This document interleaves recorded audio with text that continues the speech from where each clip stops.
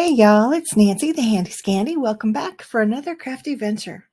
And today I bring you some more gel plate fun. However, this time I'll be using a bunch of different stencils and I'm using alcohol inks, and then I will pull them with acrylics. But the main star today is the alcohol ink. Let's get into it. So we joined today's session already in progress, and I do have to say that I have either lost footage or I may have forgotten to turn the camera back on when I took a break. Not sure which happened. Both are possible.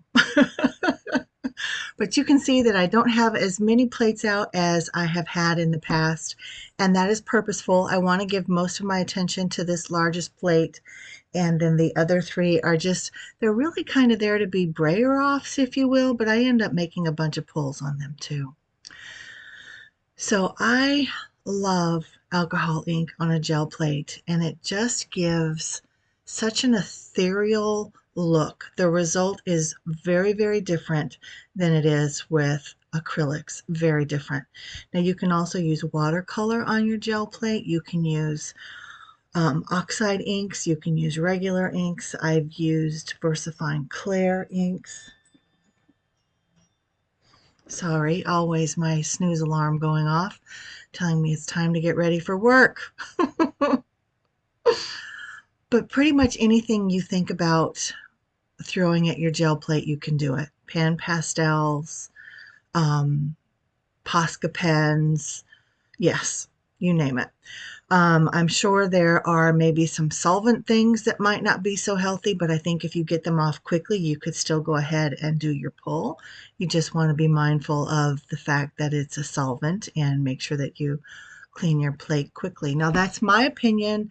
My novice, still after all these years, I consider myself a novice. That is my novice opinion and belief based on my experience.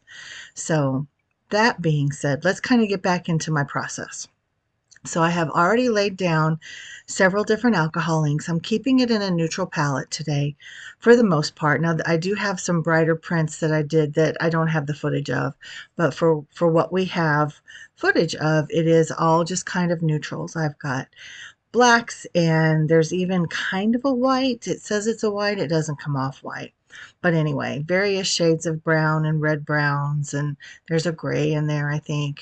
You know what neutrals are. Sorry. But I laid that down. I had too much on the large plate, so I went ahead and used my brayer to share that on all of the plates. And then I found different stencils for all of them, and you can see they all have different properties. The one that I'm rolling on there has very little open space. Most of it is the Mylar. Now this one has a lot of open space, probably the most open space of all of them.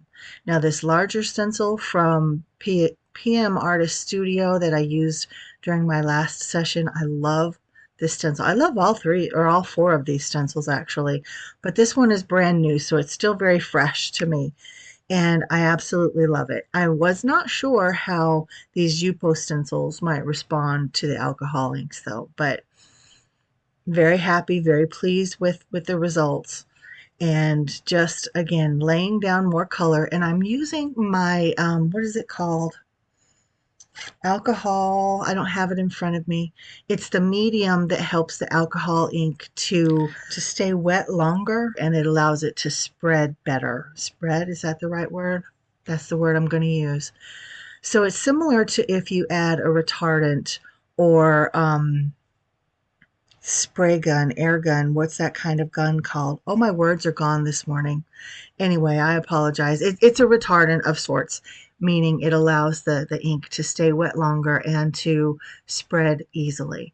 So I've used that on all four stencils because, as you saw when I was laying down some of the inks, it just would kind of come out and stay put. It might spread a little bit in the spot where it landed, but I needed it to spread and be more thorough. So I'm lifting this stencil off. What you don't see over on the side is that I'm using alcohol in a spray bottle. Isopropyl rubbing alcohol. I don't know the percentage. Probably 70 or 90. Those seem to be the ones that I get the most. And I'm spraying that alcohol Love that.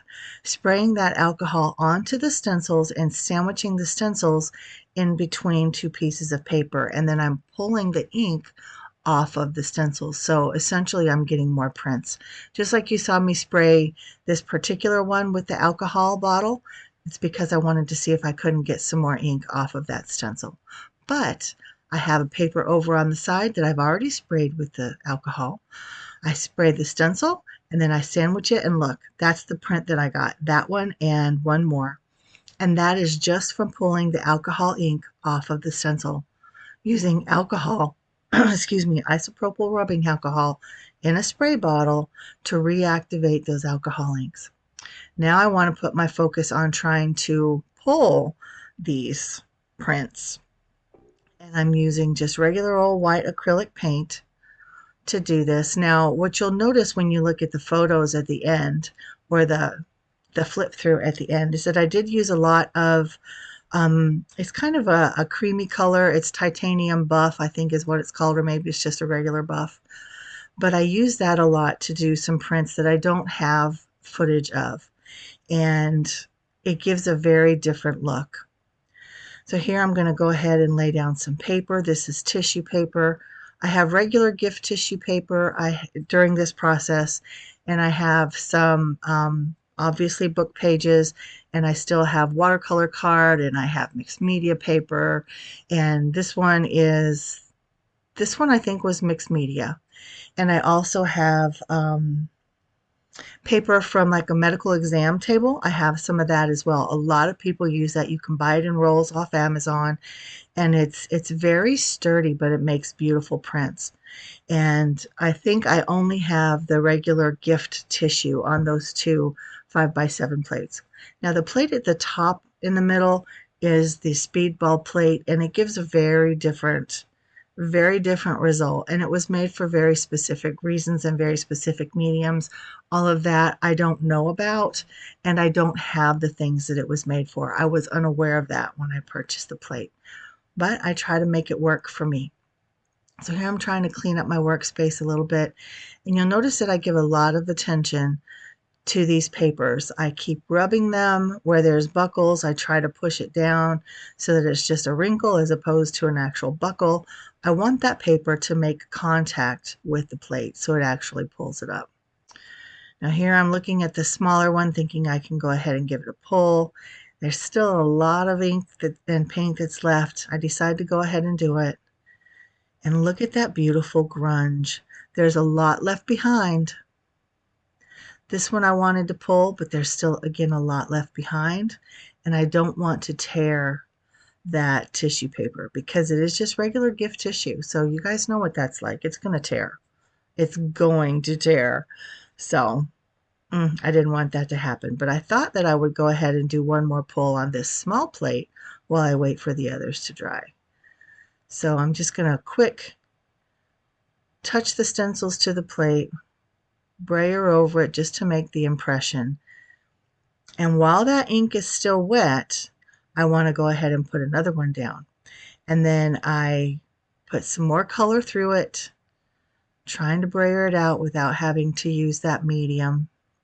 But I also want to lift some of that wet color. Oh, maybe I don't. I sure thought that I did. Anyway, we'll watch and see what happens. You can see that bottom print I was trying to, or was going to try to lift it, but I noticed that there was a lot of tissue stuck, and they're all still feeling very wet. One of the ways you can tell if your plate or your print is ready to pull is if it still feels cold. If it feels cold, it's still wet. You can hit it with some air, try to speed up that drying time, but you don't want to use heat on your gel plates. So I have that on the lowest heat setting, and that's where my footage ran out, y'all. So let's go ahead and look at the prints. That's that one I pulled. And again, most of these I do not have footage for. So if you look closely at them though, you can see the stencil relief on all of them. And some, again, I used white, some I used titanium buff. But the grunge factor is absolutely stunning. You can see how that one tore several times.